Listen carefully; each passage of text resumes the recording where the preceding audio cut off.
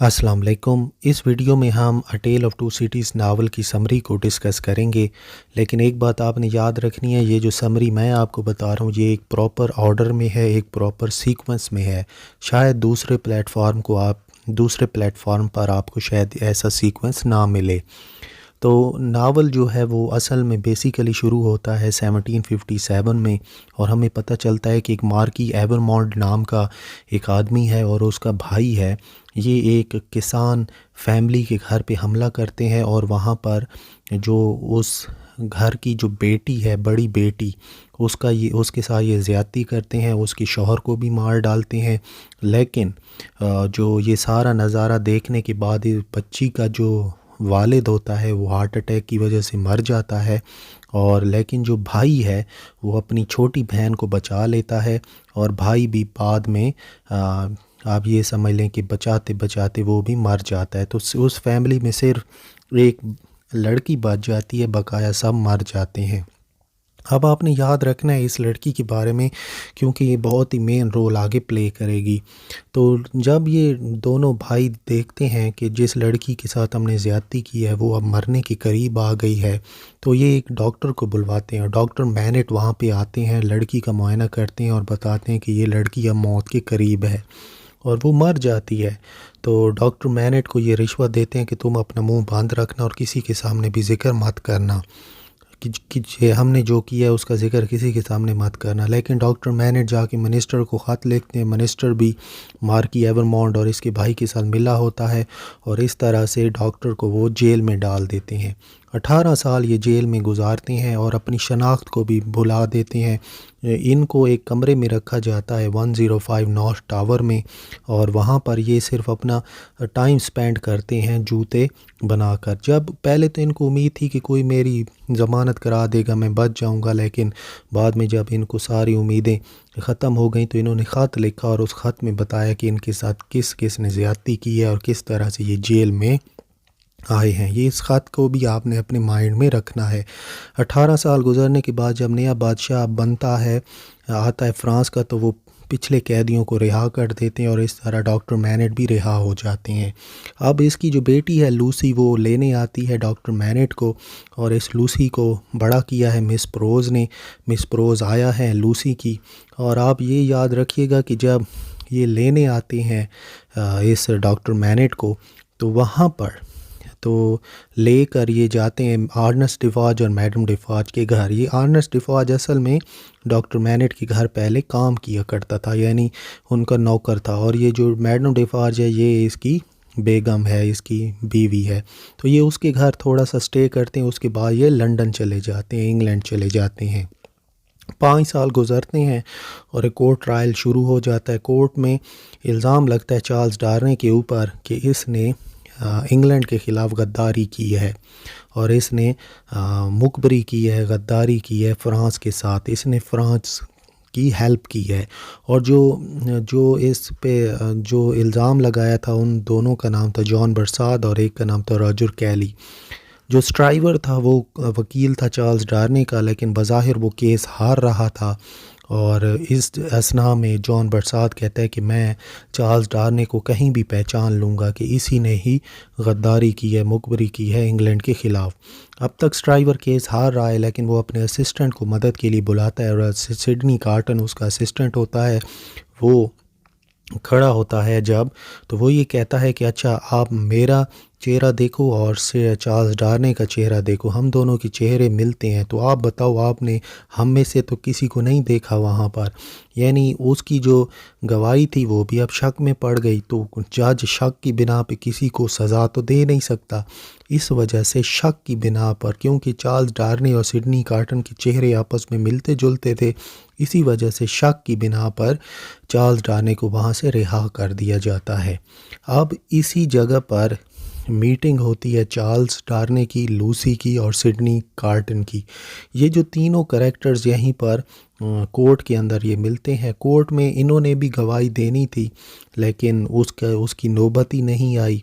और यहाँ पे आप सिर्फ यही बात देख लें कि अब यहाँ पर ये जो तीन कैरेक्टर आपस में मिले हैं, इसमें चार्ल्स डार्ने जो है वो भी अब प्रपोज़ करेगा लूसी को, और सिडनी कार्टन जो है ये भी प्रपोज़ करेगा लूसी को। तो अब हम देखेंगे आगे कि ये जो दो मर्द हैं ये एक ही लड़की को अब पसंद करते हैं, यानी जो इटर्नल ट्रायंगल है वो अब यहाँ पर मुकम्मल हो गया है।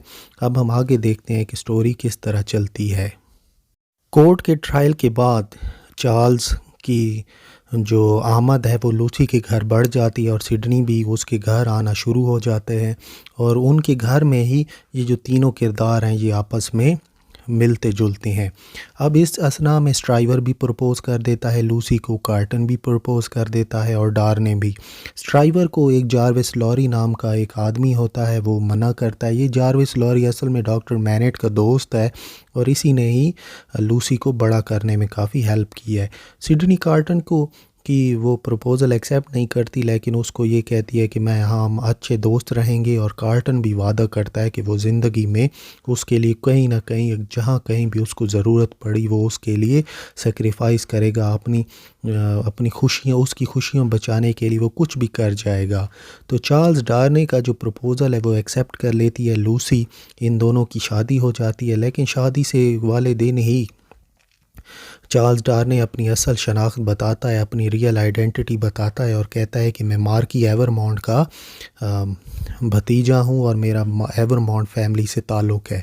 ये सुनकर मैं डॉक्टर मैनर बड़े हैरान हो जाते हैं, क्योंकि ये वही ख़ानदान था जिसकी वजह से वो 18 साल कैद में रहा।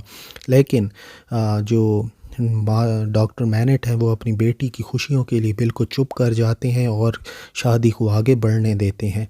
उसके बाद वो हनीमून पे चले जाते हैं चार्ल्स डार्नी और लूसी, और इस असना में जो डॉक्टर मैनेट हैं वो दोबारा से जूते बनाना शुरू कर देते हैं अपने माजी को भुलाने के लिए।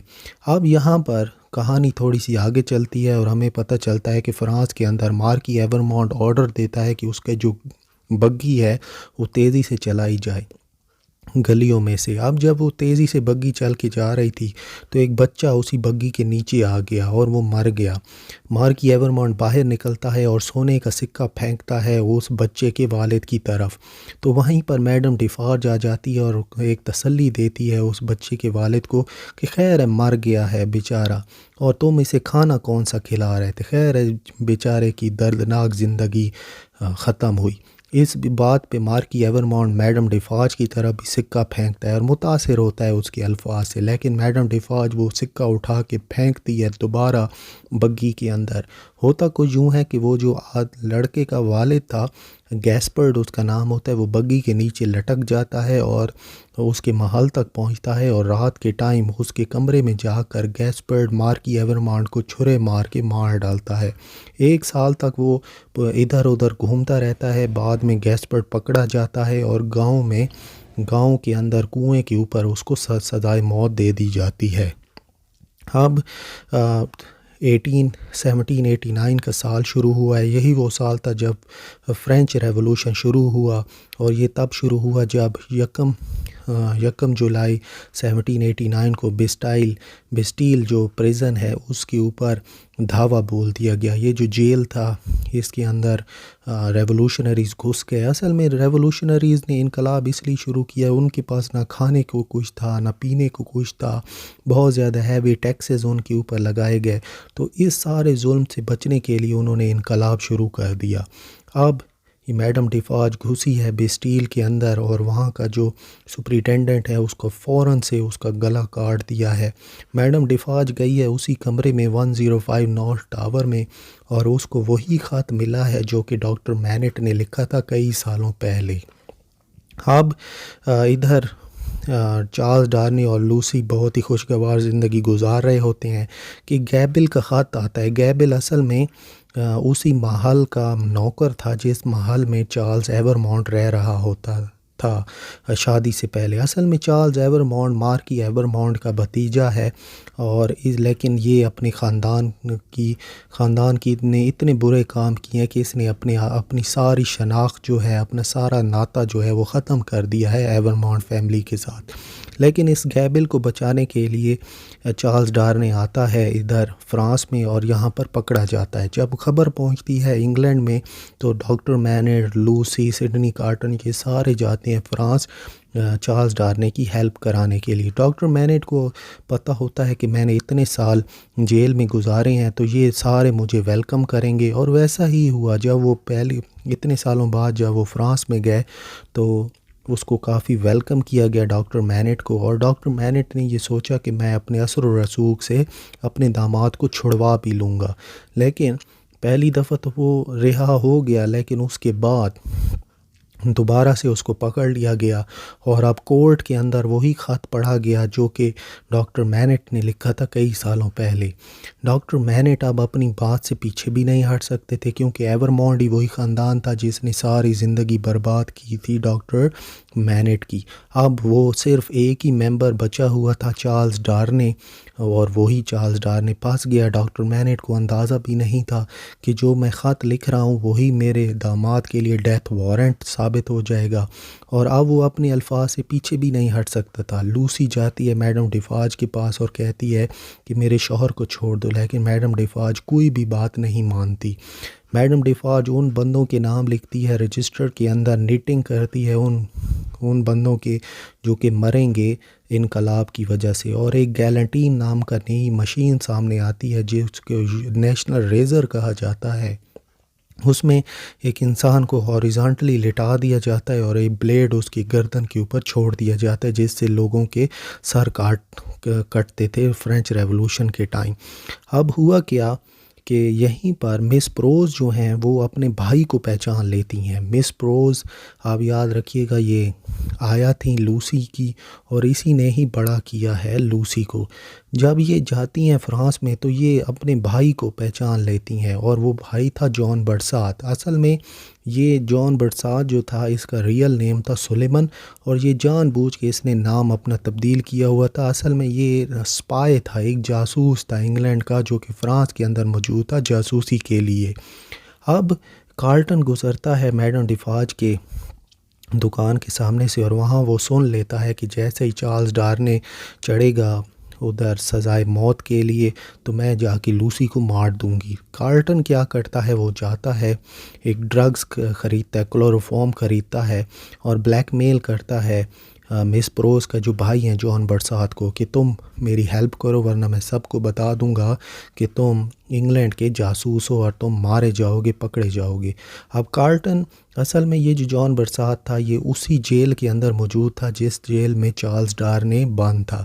कार्ल्टन जाता है उस जेल की कोठरी तक, उधर अंदर जाके क्लोरोफॉर्म की वजह से मदद से चार्ल्स डार्ने को बेहोश कर देता है, और बाद में जॉन बरसात को कहता है कि इसकी जो अनकॉन्शियस बॉडी है ये जाके ले जाओ, वहाँ पर एक बग्गी खड़ी है, कैरियज खड़ी है, उसके अंदर डॉक्टर मैनेट भी बैठे हैं, लूसी भी बैठी है, और ये वहीं तक इसको पहुँचा दो। अब कपड़े चेंज कर लेता है सिडनी कार्ल्टन और ख़ुद चला जाता है चार्ल्स डार्ने की जगह पर अपना सर कटवाने के लिए, और ये सब कुछ वो कर रहा था लूसी के लिए, क्योंकि लूसी ने उसको एक नई ज़िंदगी दी थी। लूसी की वजह से ही वो ज़िंदगी में उसने एक मानी ढूंढा था। अब उसी लूसी की खुशी की वजह से ही वो अपनी जान दे रहा था। अब क्या हुआ कि दूसरी तरफ मैडम डिफाज हाथ में पिस्टल ले के मिस लूसी के घर गई, लेकिन वहाँ पर इस केस का सामना हुआ मिस प्रोज के साथ। जब मैडम डिफाज ने फायर किया पिस्टल से तो वो जो गोली थी वो जाके आगे से टकराई और डाइवर्ट होकर सीधी मैडम डिफाज को आ लगी, और इस गोली के फायर की वजह से मैडम डिफाज मर गई और मिस प्रोज जो थी वो बैरी हो गई थी।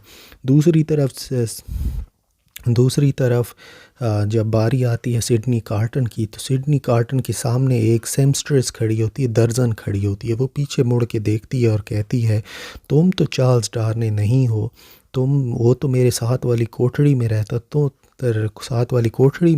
तुम तो कोई और हो। तो वहाँ पर सिडनी कार्ल्टन कहता है कि हाँ मैं चार्ल्स डार्ने नहीं हूँ, मेरा असल नाम सिडनी कार्ल्टन है, और मैं यहाँ पर अपनी मोहब्बत के लिए कुर्बानी देने के लिए, हम सेक्रीफाइस करने के लिए आया हूँ।